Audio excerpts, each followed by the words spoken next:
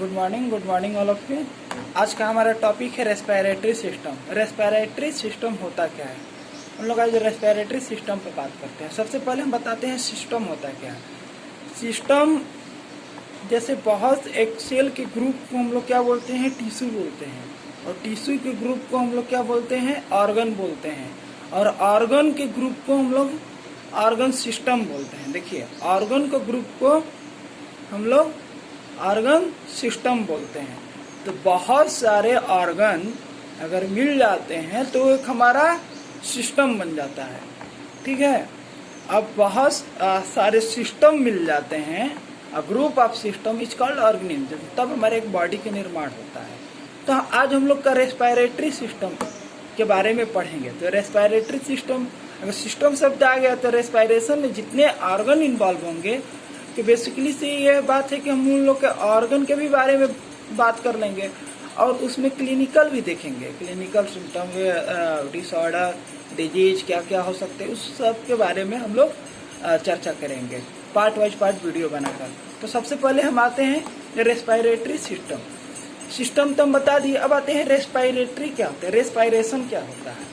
तो ये रेस्पिरेशन हम ये नहीं बोल सकते कि ऑक्सीजन लेते हैं और CO2 हम लोग देते हैं और छोड़ते हैं तो वो रेस्पिरेशन नहीं हुआ, क्योंकि जब हम लोग ऑक्सीजन लेते हैं या कोई भी हम लोग गैस लेते हैं तो क्या हम लोग इन्वायरमेंट से कहते हैं, उसमें से प्यूरिफाई कर लेते हैं कि ये ऑक्सीजन है, ये है जो हमारे इन्वायरमेंट में अ मिक्सचर ऑफ गैस होता है। मिक्सचर ऑफ गैस होता है ना, तो उस मिक्सचर ऑफ गैस हम लोग लेते हैं, एयर लेते हैं। ठीक है, जब हम लोग एयर लेते हैं तो एयर हमारी नोज के थ्रू जाता है, नोज के थ्रू या माउथ के थ्रू भी जा सकता है। ये नहीं है कि बस नोज के थ्रू जाएगा, माउथ के थ्रू भी जा सकता है, नोज के थ्रू और माउथ के थ्रू। जैसे भी हम लोग एयर लिए, एयर के बाद हमारा कहाँ आया, फेरिंक्स में आया, लैरिंक्स में आया, और विंड पाइप के होते हुए हमारे लंग्स में आएगा।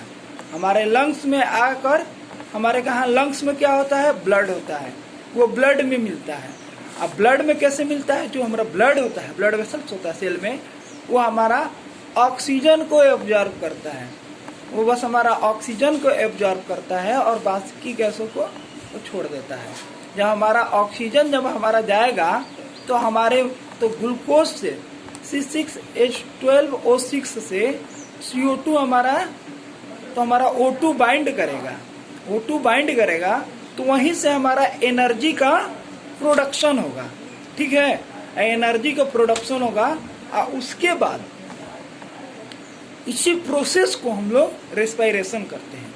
और जो हमारे सेल से एनर्जी होता है, उसके सेल से जो हमारे कार्बन डाइऑक्साइड हम लोग छोड़ते हैं।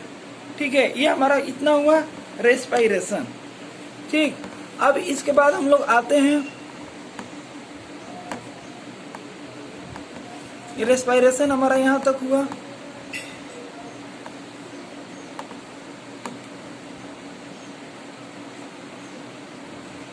जो दो टर्म होते हैं रेस्पिरेशन के, पहले इनहेलेशन होता है और एक होता है एक्सहेलेशन होता है। इनहेलेशन क्या होता है, जैसे हम लोग सांस लिए, जो हम लोग एयर अपने अंदर लिए उसको इनहेलेशन कहते हैं, और एयर जो हम लोग बाहर छोड़ते हैं उसको हम लोग एक्सहेलेशन कहते हैं। ठीक है, अब आते हैं तो कितने टाइप्स के रेस्पिरेशन होते हैं। There are 2 types of respiration, external respiration और इंटरनल रेस्पिरेशन। एक्सटर्नल रेस्पिरेशन और इंटरनल रेस्पिरेशन में अब आते हैं, सिंपली टर्म में बताते हैं कि एक्सटर्नल रेस्पिरेशन होता क्या है। एक्सटर्नल रेस्पिरेशन उसे बोलते हैं जिसे हम लोग गैस लिए नोज से और हम लोग कार्बन डाइऑक्साइड छोड़ दिए, उसको हम लोग क्या बोलते हैं, एक्सटर्नल रेस्पिरेशन। ठीक है, आज जो हमारा इंटरनल रेस्पिरेशन है, ब्लड और टिश्यू के बीच में जो रेस्पिरेशन होता है, ब्लड और टिश्यू के बीच में जो रेस्पिरेशन होता है, उसको हम लोग इंटरनल रेस्पिरेशन बोलते हैं। ठीक है, अब इसके बाद आते हैं कि जो स्ट्रक्चर होते हैं रेस्पिरेशन में, क्या क्या कौन से ऑर्गन इन्वॉल्व होते हैं, उसके बारे में हम लोग डिस्कस करने वाले हैं। तो उसके बारे में सबसे पहले हम लोग नोज के बारे में पढ़ेंगे। ठीक है, जो नोजी होता है, नोज होता है first part of the respiratory tract. Respiratory tract का हमारा फर्स्ट पार्ट होता है, ठीक है। नोज जो होता है हमारा रेस्पिरेटरी ट्रैक का फर्स्ट पार्ट होता है। उसके बाद हम लोग आते हैं नोजी हेयर। जो नोज के जो हेयर होते हैं, नोज में हल्का हेयर होते हैं, उसको हम लोग सिलिया बोलते हैं। जो नोज में जो हेयर होते हैं उसको हम लोग सिलिया बोलते हैं। अब सिलिया का फंक्शन क्या होता है, जैसे हम लोग सांस लिए तो बहुत सारे एयर में कुछ पार्टिकल्स होते हैं, डस्ट पार्टिकल्स वगैरह भी होते हैं। जब डस्ट पार्टिकल्स जाते हैं तो उसको फिल्टर्ड करने का काम किया, ठीक है। जो सिलिया होता है, नोजी हेयर होता है, नोजी हेयर को हम लोग साइंस के टर्म में सिलिया बोलते हैं। सिलिया का फंक्शन क्या होता है कि वो हमारे जो नोज का जो डस्ट पार्टिकल्स आते हैं एयर से, उसको फिल्ट्रेशन का काम करता है। बाय द वे, अगर कोई पार्टिकल्स नोज के थ्रू अंदर चला गया तो हम लोग कहते हैं सर्दी जुकाम हो गया या पानी टाइप का आने लगता है, उसको हम लोग म्यूकस बोलते हैं। उसको नोजी का जो पानी आने लगता है उसको साइंस के टर्म में हम लोग क्या बोलते हैं, म्यूकस बोलते हैं, ठीक है।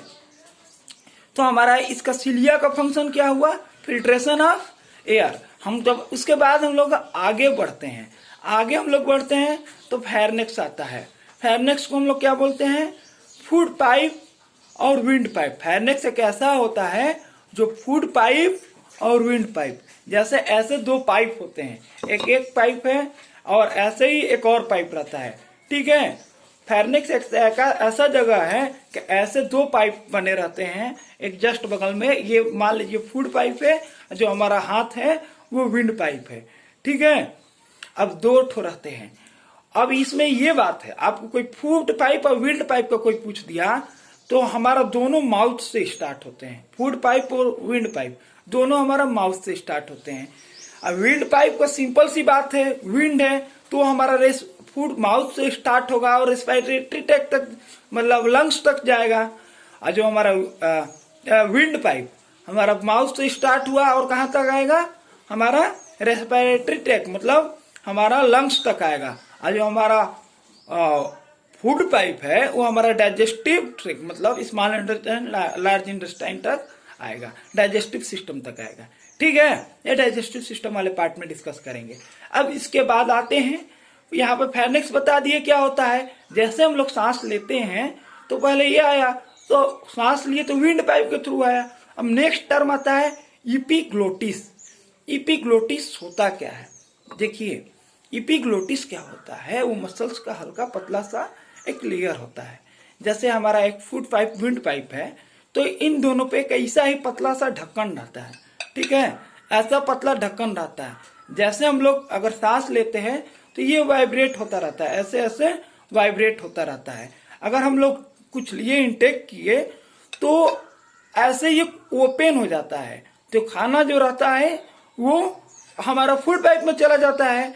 अगर बाय द वे अगर दोनों बीच में अटक जाता है तो ये इसीलिए कहा जाता है खाते समय बोला नहीं जाता है। क्यों नहीं, क्योंकि हमारा जो ओपनिंग क्लोजिंग में थोड़ा सा डिस्टर्बेंस हुआ तो हमारे जो फूड पार्टिकल्स हैं तो हमारे विंड में आ जाएंगे और वो हमारा वो बाहर फेंकने लगता है, क्योंकि वो अपने अंदर विंड पाइप फूड पार्टिकल को नहीं ले सकता, इसीलिए वो छींक के रूप में वो बाहर फेंकने लगता है, ठीक है। और कभी कभी वो नाक से आ जाता है, क्यों, क्योंकि उसका नोज से भी कनेक्शन रहता है, ठीक है।